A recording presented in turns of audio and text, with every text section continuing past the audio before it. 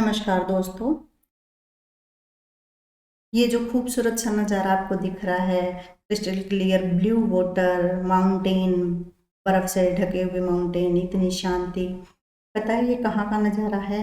ये नज़ारा है पेंगिंग सो लेक, जो कि हमारे लद्दाख के रीजन में है। बहुत ही खूबसूरत खारे पानी की ये झील है, एक बहुत ही बड़ा टूरिस्ट पॉइंट है, बहुत ही अट्रैक्टिव लोकेशन है। लेकिन दुख की बात ये है, इसका जो टू थर्ड हिस्सा है वो चाइना के पास है और वन थर्ड हिस्सा सिर्फ हमारे पास है। जो ये ब्लैक लाइन आपको दिख रही है, चाइना ये वाला बॉर्डर क्लेम करता है, LAC, line of actual control. और यहाँ ये जो लाइट बॉर्डर है, हम ये बॉर्डर क्लेम करते हैं as a line of actual control. और आपको याद होगा कि गलवान का लद्दाख में, गलवान घाटी में झगड़ा हुआ था 2020 में, कोविड के टाइम पे। हमारे जवानों की बहुत बुरी, मतलब जो कांटे वाले डंडे हैं वो मार मार के बहुत बड़ी बुरी हालत कर दी थी चाइनीज सोल्जर्स ने। रिटेलिएशन में हमारे सोल्जर ने भी उनके कई सारे सैनिक मारे थे। लेकिन बात यह है कि हमारे प्रधानमंत्री ने उस टाइम जो स्टेटमेंट दिया था वो कहीं ना कहीं डीमोटिवेट करने वाला था। उस टाइम प्रधानमंत्री जी ने बोला था कि भाई ना तो हमारी कोई टेरिटरी में घुसा है, ना कोई घुस आया है। आपको ये जो फिगर दिख रहा है मैं आपको बताती हूँ। ये जो रेड लाइन है, चाइना यहाँ तक अपना रीजन है वो क्लेम करता है कि मेरा रीजन यहाँ तक है, जो कि फिंगर 4 तक क्लेम करता है। फिंगर 4 के भी बजाय ये देख लो 3 के आसपास पहुँच गए, और हम हैं फिंगर 8 तक में। हम ये ब्लैक वाला बॉर्डर कंसीडर करते हैं और चाइना कहता है कि ये एक्चुअल बॉर्डर है। मतलब इसने हमारे ये 4 पॉइंट हड़प लिए हैं।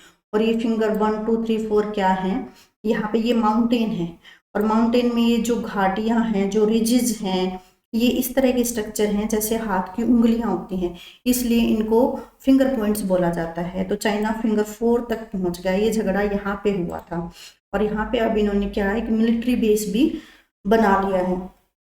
ये देखो, ये इसकी सैटेलाइट इमेजेस हैं, और अब ऐसा बना लिया है, छतें ऐसी हैं जो सैटेलाइट इमेज से ये पता नहीं लगता इनके अंदर में एक्चुअली बंकरों के अंदर रखे क्या हुए हैं, किस तरह के व्हीकल, किस तरह के इक्विपमेंट्स, मिसाइल्स ये रखे हुए हैं। ठीक है, तो सबसे बड़ी बात ये है कि इतना स्ट्रॉन्ग एयरबेस इन्होंने यहाँ पे बना लिया है। दूसरा एक डोम टाइप स्ट्रक्चर है, anti access aerial denial system, ये इन्होंने बना लिया। इसमें क्या होता है आपको दिख रहा है, इस एरिया में जहां जहां तक भी कोई भी एयरक्राफ्ट आएगा, कोई भी व्हीकल आएगा, तो वो इसकी नज़रों में आ जाएगा एट हाई रिस्क, वहीं के वहीं डिस्ट्रॉय। जैसे एयर डोम स्ट्रक्चर या S-400 सिस्टम टाइप जैसा इन्होंने यहाँ पे सेट कर रखा है। तो ये हमारे लिए बहुत बड़े सेटबैक है। ये गारगो काउंटी पे इन्होंने एयरबेस बना रखा है। यहाँ पे 110 किलोमीटर की दूरी पे इन्होंने अपना एयरबेस और मिलिट्री पॉइंट बना रखे हैं।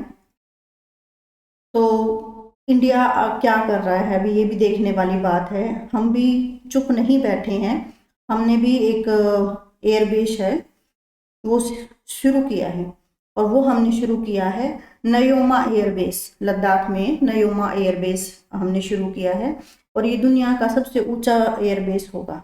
ठीक है, अभी 2025 में अभी ये पूरा होने वाला है, कभी ना कभी न्यूज आई जाएगी। तो लेकिन हमारे लिए जो शौक की बात है वो ये है कि अभी इतना एडवांस हो गया है चाइना। अभी कभी भी अगर जंग होती है तो ये 48 आवर्स के अंदर हवाई कंट्रोल कर लेगा। और अभी हमारे पास बेस बन के तैयार नहीं हुआ है, क्योंकि हमारे जो राफेल फाइटर्स हैं उनकी जो ऊंचाई पे जाकर काम करने की कैपेसिटी है वो क्या कहते हैं, कम हो जाते हैं। ठीक है, तो आपको जो याद रखनी है बातें वो ये याद रखनी है, देखो जो मैं आपको बताना चाहती हूँ। एक तो पेंगिंग सो लेक की लोकेशन देखनी है, ठीक है, और कितना हिस्सा भारत के अंदर है, कितना चाइना के अंदर है, एक वो देखना है। दूसरा आपको ये फिंगर पॉइंट्स भी, LAC एक्चुअल चाइना कहाँ तक क्लेम करता है, इंडिया कहाँ तक क्लेम करता है।